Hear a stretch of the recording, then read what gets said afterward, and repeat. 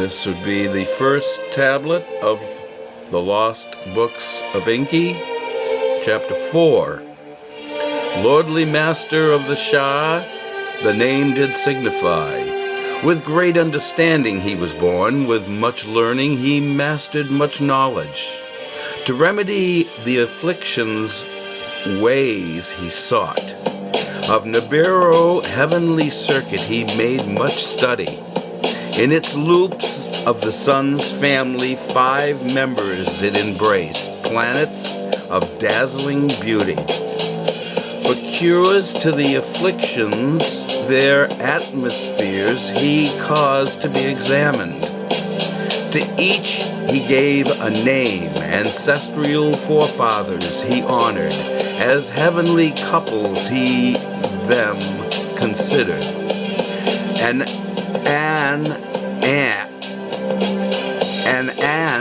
two, the twin-like planets he called the first 2 to be encountered. Beyond in the NIBIRU circuit were Anshar and Kishar, in their size the largest. As a messenger, Gaga, among the others, coursed, sometimes first NIBIRU to meet. 5 in all were NIBIRU's heavenly greeters, as the sun it circled.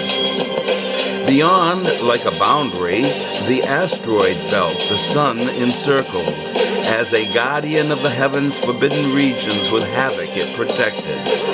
Other children of the sun, 4 in number, from intrusion the belt shielded. The atmospheres of the 5 greeters Inshar set out to study. In its repeating circuit, the 5 in NIBIRU's loop carefully were examined. What atmospheres they possessed by observation and with celestial chariots intensively were examined. The findings were astounding, the discoveries confusing.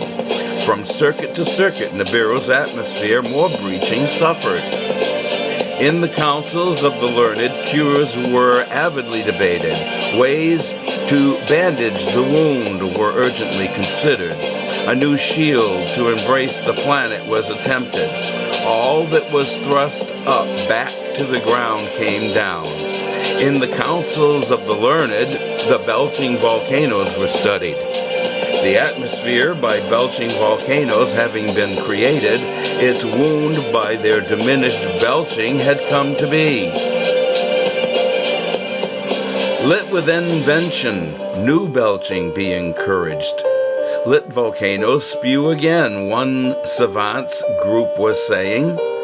How the feat to achieve, with what tools more belching to attain, none the king could inform.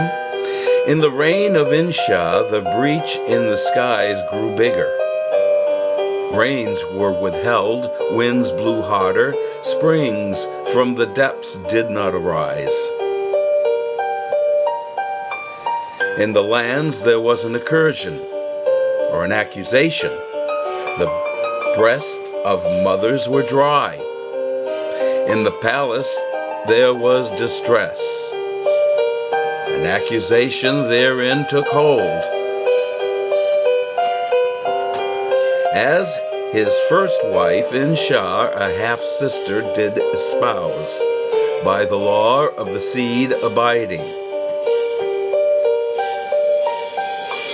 Ninshar she was called, bear of the Shars the lady. A son she did not bear. By a concubine to Inshar a son was born. The firstborn son he was. By Ninshar first wife and half-sister a son was not brought forth. By the law of succession the concubine's son the throne ascended. The 7th to reign he was. NIBIRU was his royal name. In the dwelling place fashioned was its meaning.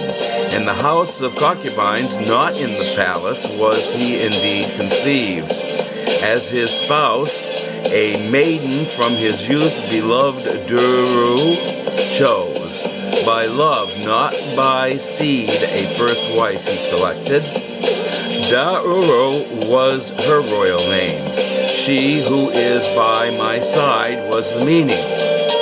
In the royal court, confusion was rampant. Sons were not heirs, wives were not half-sisters. In the land, suffering was increasing. The fields forgot their abundance. Among the people, fertility was diminished. In the palace, fertility was absent. Neither son nor daughter was brought forth. Of An's seed, 7 were the rulers. Then of his seed the throne was dry. Dura, a child at the palace gateway found, as a son she embraced him. Duru, in the end, as a son him adopted.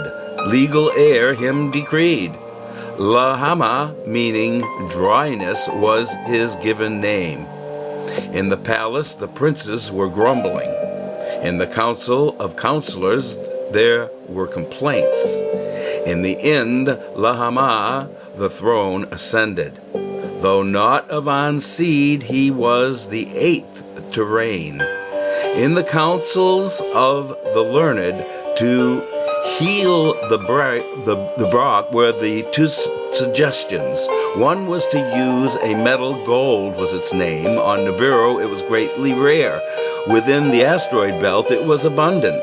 It was the only substance that they could find. Its powder could be grown foil high in the heaven, and it would remain. Thus, with replenishment, the breach, it would heal, protect them better. Let celestial boats be built. Let a celestial fleet the gold to Nibiru bring over. Let weapons of terror be created, was the other suggestion. Weapons that the ground shake loose, the mountains split asunder. With missiles, the volcanoes to attack, their dormancy to bestir, their belching to increase the atmosphere, to replenish the breach, to make disappear. For a decision, Lahama was too feeble. What choice to make? He knew one. Circuit Nibiru completed, 2 shahs too. In the fields, affliction was net diminished. By volcanic belching, the atmosphere was not repaired. A 3rd shah passed, a 4th was counted, gold was not obtained. In the land, strife was abundant. Food and water were not abundant. In the land, unity was gone. Accusations were abundant.